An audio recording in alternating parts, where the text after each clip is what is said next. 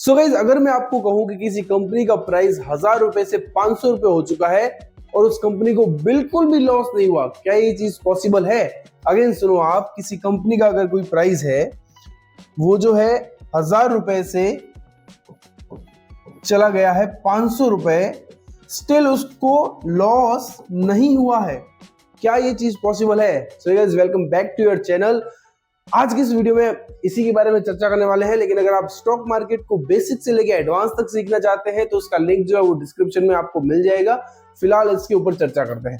किसी कंपनी का सपोज कितना है स्टॉक का प्राइस 1000 रुपए और उसका जो है वो प्राइस अब 500 रुपए आ चुका है, और मैं कह रहा हूं कि उसका लॉस नहीं हुआ है, बल्कि इससे उस कंपनी को प्रॉफिट भी हो सकता है।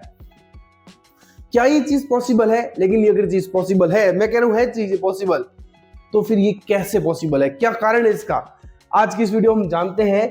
तो चलो भाई, अब इसको मैं आपको समझाना स्टार्ट करता हूं कि ये चीज क्यों पॉसिबल है।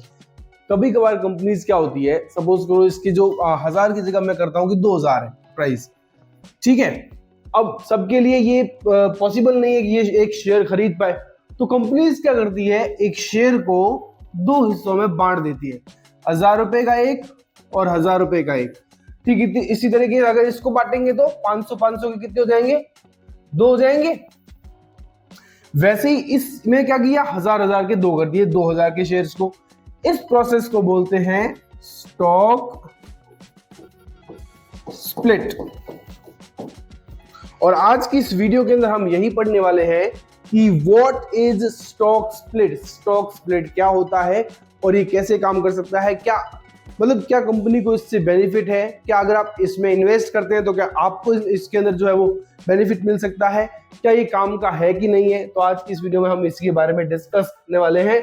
सबसे पहले हमने क्या सीख लिया भाई, हमने ये सीखा कि कोई भी कंपनी है वो क्या करती है कोई भी कंपनी अपने स्टॉक को 2 पार्ट में डिवाइड कर देती है। क्यों? क्योंकि उसको ज्यादा बायर चाहिए।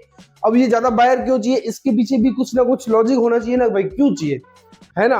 मतलब क्यों उसको इतने ज्यादा बायर चाहिए, क्यों वो अपने एक स्टॉक को तोड़ के 2 भागों में 3 भागों में डिवाइड कर रही है, इवन 10 भागों में डिवाइड कर रही है, ऐसा क्या है।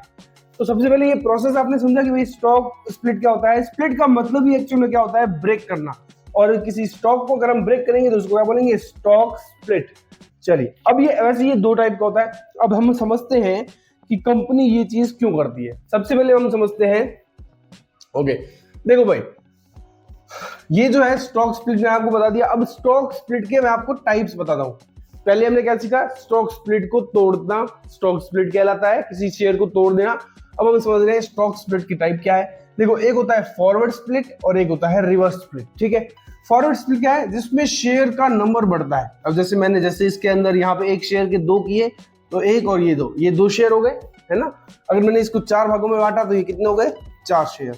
वहीं अगर रिवर्स स्प्लिट है, मतलब यहाँ पे 2 टाइप चल रहे हैं, एक ये और एक ये। तो अगर रिवर्स स्प्लिट है जिसमें क्या है, जिसमें शेयर का नंबर कम होता है पर प्राइस बढ़ जाता है।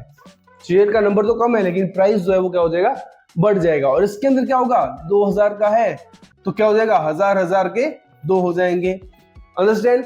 अब समझते हैं क्या बदलता है और क्या नहीं। अगर कोई शेयर जो है वो टूट रहा है तो उससे क्या बदलेगा और क्या नहीं बदलेगा। इंपॉर्टेंट बात यह है कि स्टॉक स्प्लिट से आपकी टोटल इन्वेस्टमेंट वैल्यू चेंज नहीं होती।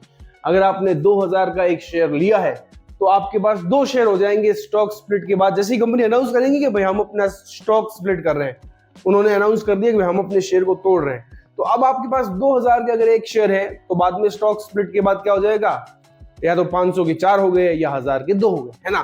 तो यहीं पे क्या है, शेयर का काउंट बढ़ता है, यानी कि अगर आपके पास 2 थे तो सपोज करो वो 4 हो जाएंगे।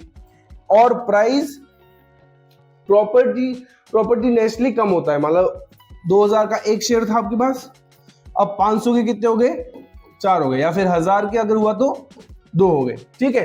तो ये चीज आपको यहाँ पे समझनी है। उसके बाद देखो एक और चीज, हाँ भाई, अब यहाँ पे और चीज क्या है, जैसे